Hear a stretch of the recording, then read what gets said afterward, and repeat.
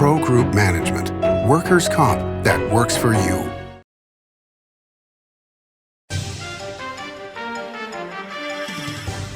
Welcome to Nevada Newsmakers, coming to you from Carson City. On the broadcast today, State Senator Dallas Harris joins us here for the whole show on an all-new Nevada Newsmakers. Big R in Sparks is located on Bering Boulevard next to Smith's and across from Reed High School.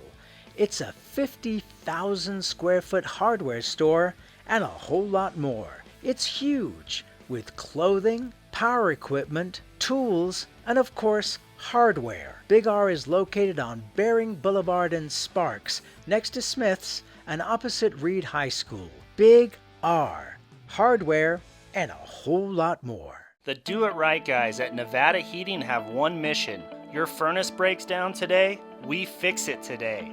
Why freeze for days while your furnace is down when Nevada Heating can get the job done today and you can get warm again? For nearly 50 years, locally owned Nevada Heating has been getting the job done right. Call today at 323-5585 and we'll fix it today. That's 323-5585 or online at nevadaheating.com. Come join the month-long celebration during the Carson Valley Inn 13th Anniversary Giveaways with guaranteed $1,000 winners every drawing night and a $13,000 grand prize winner guaranteed. Come celebrate with us during the 13th Anniversary Giveaways at the Carson Valley Inn. When in Carson City, Nevada Newsmakers records in the conference room at the Bank Saloon. Coverage of the 2023 legislative session is brought to you by Liberty Dental Plan, making members shine one smile at a time. Pro Group Management, workers' comp that works for you. The Regional Transportation Commission of Washoe County, your RTC, our community. NV Energy, proudly serving Nevada, providing electricity to 2.4 million electric customers. And by Nevada Builders Alliance, building a better Nevada. This is Nevada Newsmakers with host Sam Shad, a no-holds-barred political forum. Now, from the Nevada Newsmakers broadcast headquarters, here is Sam Shad.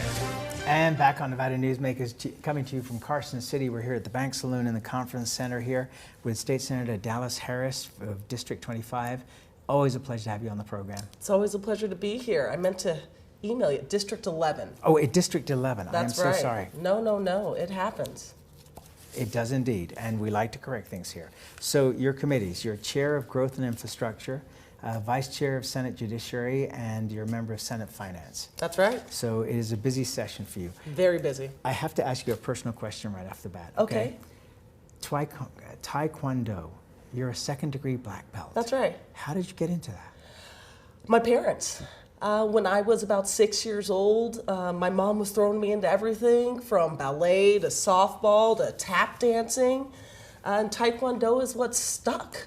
So I got my black belt for the first time when I was 10. Of course, I thought that was the pinnacle, so I gave it up. And in my 20s, I started all over, got my black belt again, and then got my second degree. So have you ever had to use it? No. I think that's one of the cool things about Taekwondo. They teach you how to do the self-defense, but also the mechanisms to be personable and diffuse situations so that you don't have to use it. So what did it do for your confidence level? Oh, I mean, it means everything, right? When you're able to feel as if you know how to use your loud voice, right? That's one of the things that they teach you when you're key-upping. With every move, with power, that just kind of sticks with you, and I think molds your personality a little bit. It does indeed. It does indeed. Any kind of exercise really does that. Yeah. All right, let's get to some issues. Okay. You're supporting the national popular vote. Yes. This would hurt Nevada. I don't think that's the case. But the big states would have all the votes. Well, the people would have all the votes. The idea behind the national popular vote is that we have to shed this idea that states are the ones voting. Each individual Nevadan, no matter where you are in this country, would have an equal vote for the president. We're in 2023 now. I've lived in California, I've lived in DC, born and raised here in Nevada. Why would my vote count differently depending on what state I'm in. We're so much more transient these days than we were in the past. This is about giving the power back down to the people. All right, but states wouldn't be voting. Well, I understand what you're saying, but the other side of that is that Nevada would not have the voice it has today. I mean, right now, all those presidential candidates have to come through the state of Nevada and make their voices heard, and 9 times out of 10 they have no clue about Nevada till they get here and start being asked questions. But all the power would go to the big states. So states like Nevada and Wyoming and Utah would all be the losers if the Electoral College were to go away. Well, Sam, I just don't think that would be the case. I think change is scary, and we're not sure what presidential politics might look like if you had to cater to each individual. It would not be about getting Nevada's vote. It would be about getting the vote of people who live in urban areas all across the country, getting the vote of people who live in rural areas all across the country, getting the vote of the AAPI community all across the country. Our candidates would actually have to be more nimble about how they target the groups that they'd like to build a coalition to get them to win. I think they'd have to do quite a bit more work to acknowledge the diversity amongst Americans in order to win the votes that they need. Do you think we'd ever see a Senator Reid again if that were to be the case? Absolutely. I sure hope we do. All right. I will move on. You've got some things coming up about marijuana. Yes. Tell me about that. Yes, so I have a bill, Senate Bill 277, and it's really designed to try and move the marijuana industry into what I'd like to see as the next phase. Which is? We've set it up. We're rolling. We've got our regulator firing on all cylinders. So this bill would move us from that old school 2-license structure into a single license structure. We'll get some efficiencies out of that. We're going to get rid of the excluded felonies, where we've said if you have a certain number of felonies, don't even come and apply. We need to lower barriers to entry wherever we can. That's good occupational licensing reform. We're going to see if we can do that here. The bill also ups the possession limit from 1 ounce to 2.5, so that we can accommodate the way people may want to purchase their cannabis without the government assuming you're a criminal if you buy your 1 ounce and also take home your gummies you want on your wheel. Are you concerned that illegal marijuana is still, the black market is still doing so well, and part of it the industry blames on the cost of regulation, on the taxation? Absolutely. I think that we have to lower the costs so that it's competitive. And I also think that we need to do things like I mentioned, like just upping the possession limit so that we can really bring this into the mainstream. If we continue to treat marijuana like an illicit drug, the illicit market will continue to thrive. All right, so do you think that sometime in the near future, perhaps under the Biden administration, we may see a federal change in the law? I sure hope so. It's beyond time. The states are the laboratory of democracy, and at this point, quite a few states have, done like Nevada and made at least medical marijuana legal for its citizens, and there are also ones that have done recreational marijuana. We're at a time where we have tested this. We know that we can do it. We just need the political will to get it done on a federal level. I'm hoping we're getting there. Were you surprised, and I presume you heard this, the mayor of Sparks was on the program and he said that he doesn't want to have marijuana lounges in Sparks because he's very concerned that if his police or fire had to go into one of those marijuana lounges, they could be tainted by the smoke and therefore wouldn't be able to work because they were, infected in some way by the marijuana. What do you think about that kind of thinking? That's pretty creative thinking there. I don't think I share the same concerns as the mayor. Marijuana doesn't really work quite that way, but I'm confident police and fire would be able to continue to do their jobs in all of the many establishments that they have to operate in, including hookah lounges or other places where we might encounter something similar. There are mechanisms to ensure that everybody stays safe, but also has a place to legally smoke marijuana since we've made it legal in the state. Do you think that the best smoking lounges will be in the casinos if it's ever federally legalized? I'm just kidding. You don't have to answer that. Let's take a break. We'll come right back with State Senator Dallas Harris after this timeout. The Nevada Builders Alliance has been protecting the interests of the construction industry for over 50 years. Our programs save members thousands of dollars every year and allow them to provide much-needed benefits to their employees. Our industry also allows Nevada to grow. If you're thinking about a career in the construction industry, reach out. And if you haven't thought of a career in construction, what are you waiting for? We are the Nevada Builders Alliance. It's the Lucky Lexus Cash and Free Play giveaways at Tamarack. Weekly cash and free play winners plus a $20,000 cash winner guarantee. And drive home a brand new Lexus NX30 or walk away with $42,500 in cash. It's a good time to win at Tamarack Casino. As you know, Reno is booming. Toll's development company is helping it grow with insightful design and development, building community with every project, adding beauty, adding excitement, emphasizing our shared humanity. Reno is becoming bigger. Toll's development is helping it become better, more livable, more enjoyable. To learn more, go to tollsdevelopment.com. tollsdevelopment.com. Save money and take transit. Did you know you can ride the bus all day for less than what it would cost you for a gallon of gas? Plan your trip now by going to rtcwashoe.com. Retail's impact on Nevada's economy? Enormous. 8,600 businesses, large and small, employing 145,000 workers. And last fiscal year, retail paid tax on nearly $60 billion in sales. We're the Retail Association of Nevada. We support retail, we help it grow, and we mean business. RANNV.org. This is Nevada Newsmakers.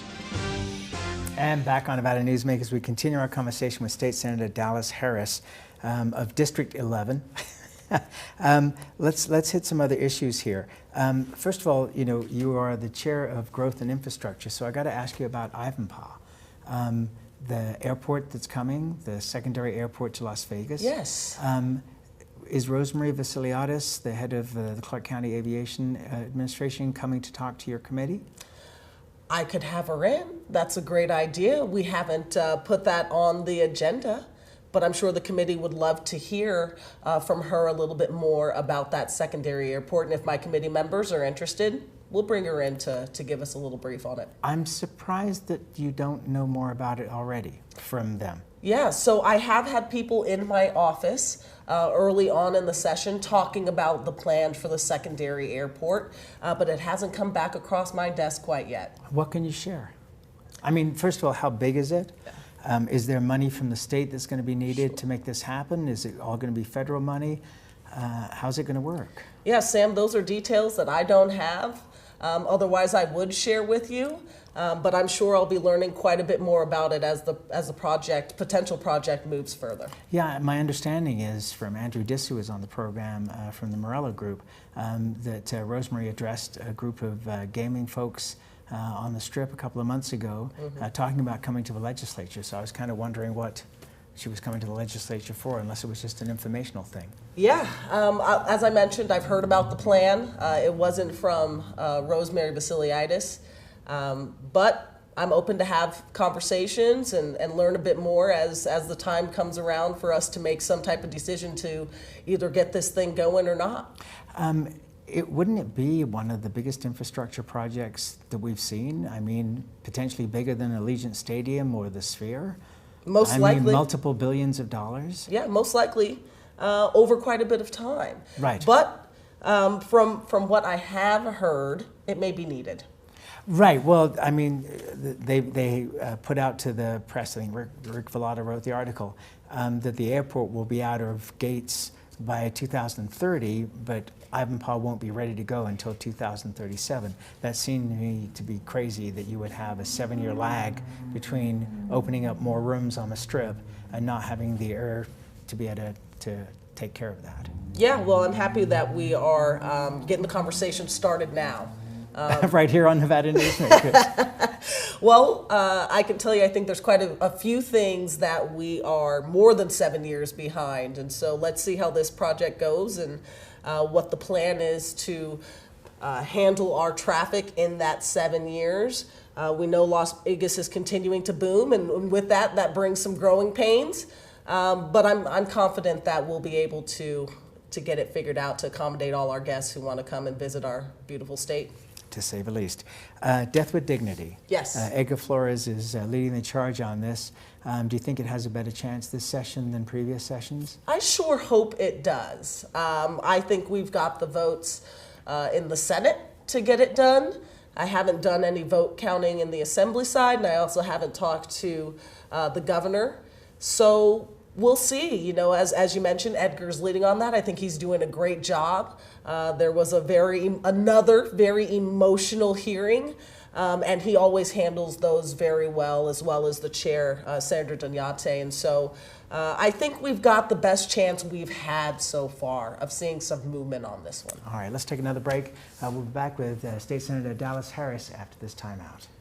Take a look at Pro Group Management and see how your workers' comp requirements can be met head-on. By taking a proactive approach, Pro Group can assure that your company is meeting or exceeding state and federal standards. As you move forward in your industry, Pro Group moves with you, simplifying regulatory tasks, clearing the way so you can get the job done and look to your future success. Pro Group Management, workers' comp that works for you. The casino industry drove Nevada's economy for decades. By the 1990s, however, the state's sole industry was in sharp decline. Many were losing their homes, many were leaving the state. Is Reno on track to be the Detroit of the West? Was an October 2010 Reno Gazette-Journal headline. Nevada knew it was time for a change and a time to diversify. Story County took that lead, took risks, invested tens of millions transforming its desert into a place of opportunity and a future for Nevada families needing something new. That desert now provides thousands of high-paying tech, advanced manufacturing, and energy careers at companies like Tesla, Panasonic, Google, Switch, and Redwood Materials. Story County transformed Northern Nevada forever, and the tide of opportunity has raised all vessels through construction contracts, high-paying careers, and the power of payroll. Tens of millions have been generated in sales and property tax, permits, and other revenues for Reno, Sparks, Washoe County, and for all of Nevada. Enough, in fact, to generate a surplus after public services are provided.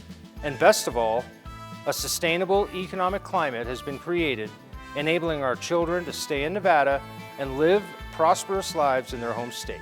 Story County, improving Northern Nevada one industry at a time.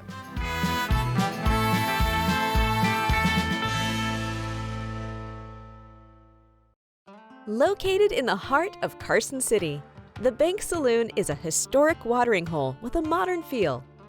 With a variety of classic cocktails featuring Nevada spirits, space for private events, conferences, and an incredible atmosphere, the Bank Saloon offers a great location to work and play. Come visit us.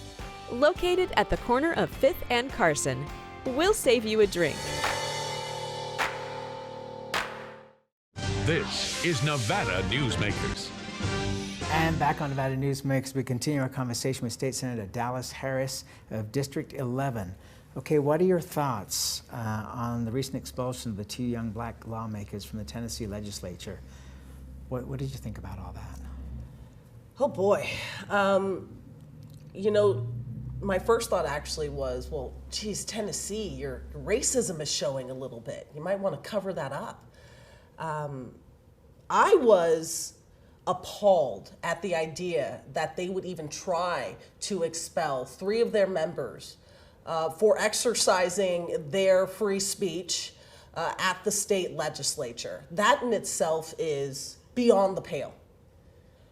When I learned that they then showed themselves up by only expelling the 2 African American members of the 3, my jaw almost hit the floor. I mean, I did not think it could get any worse, and somehow the Tennessee House GOP found a way. It's shameful.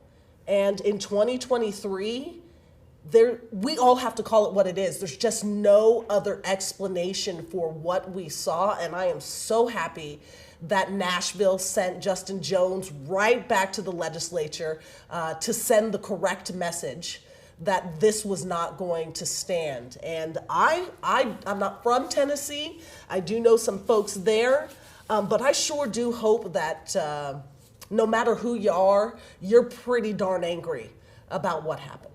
Do you think this is just pushing people more and more into the independent category than the party category? And does that concern you for both parties? It may. It may be pushing people towards the independent party, and I think that's the wrong way to go.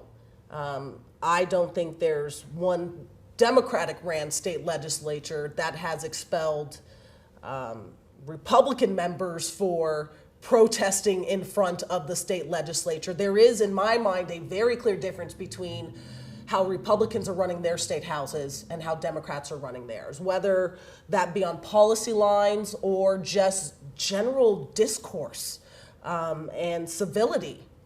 And I know people they're tired of politics, and I get why. But I don't know if we can two sides this issue. And I would encourage folks to really take a look at what type of government and leadership they're looking for, not just the tax policy. And we should point out there is no independent party. Sure. We're just talking Right. about people becoming independents. You're sponsoring SB 142 called the Homeless Person's Bill of Rights. Senator Ira Hansen said of the bill, it doesn't do anything. It doesn't change any current laws to do anything that protects the homeless. So the question to you is, so what will the bill accomplish? Well, I know there are some folks who look at that bill and think it doesn't do anything. But if that was the case, we wouldn't have seen opposition from some folks who were a little bit nervous about the language in the bill that's going to require them to treat homeless persons just like everyone else. If that was the status quo, I don't think we would have seen some of the law enforcement community, some of the municipalities getting nervous about the idea that they can't share confidential personal information, just like they can't share confidential personal information of someone who is housed. They wouldn't be so nervous about making sure that folks can't be discriminated against by the state. Something tells me that they're a little bit nervous about some of the language in that bill, that it might change some of the behavior that they're currently engaging in. That tells me it does something. All right, so for example, tell me about the changes that you see. Yeah. So the bill, it's meant to be a simple premise, right?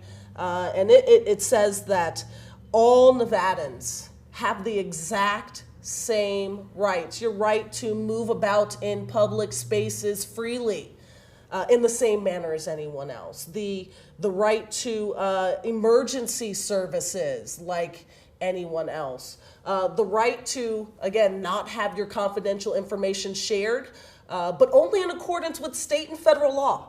That's the amended version of the bill that we heard.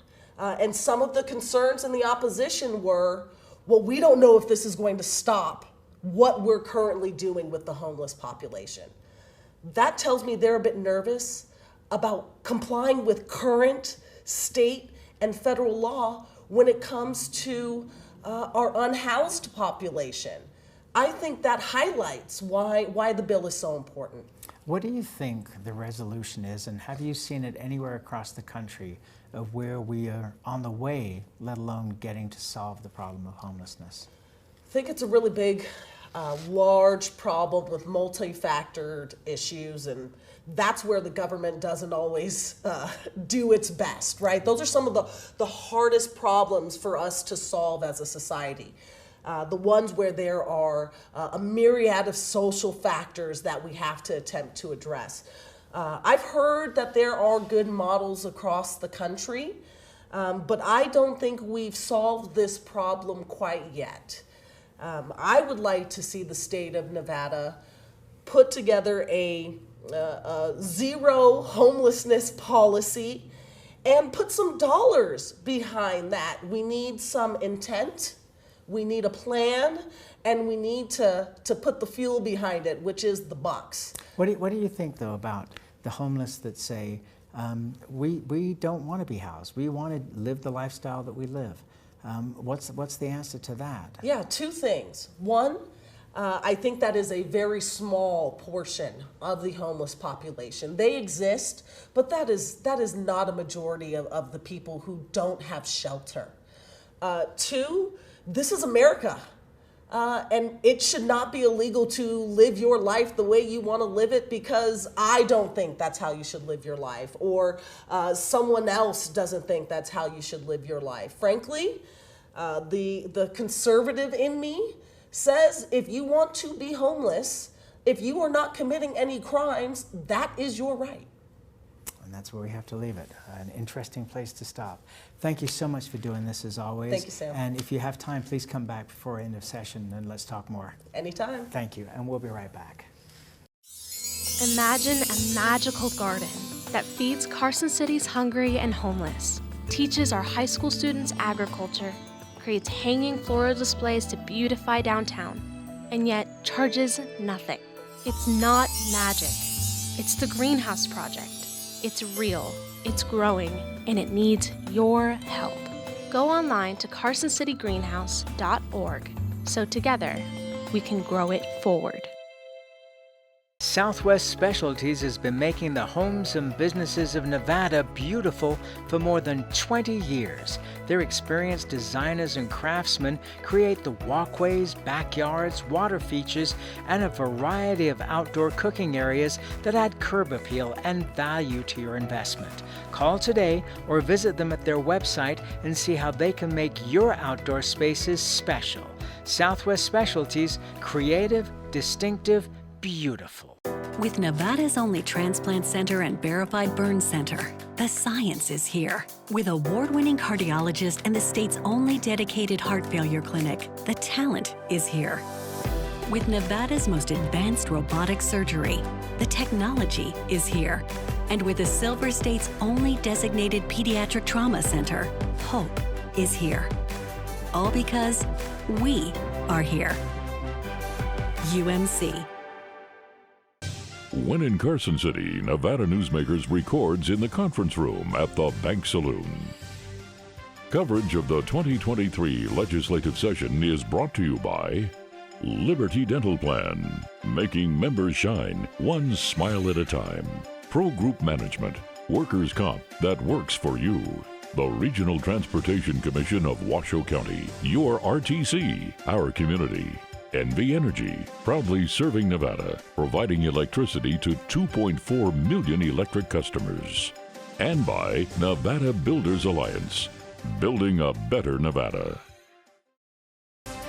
Our thanks to the Bank Saloon in Carson City and the Builders Alliance for their help with our coverage of the 2023 legislative session. We'll see you on the next broadcast.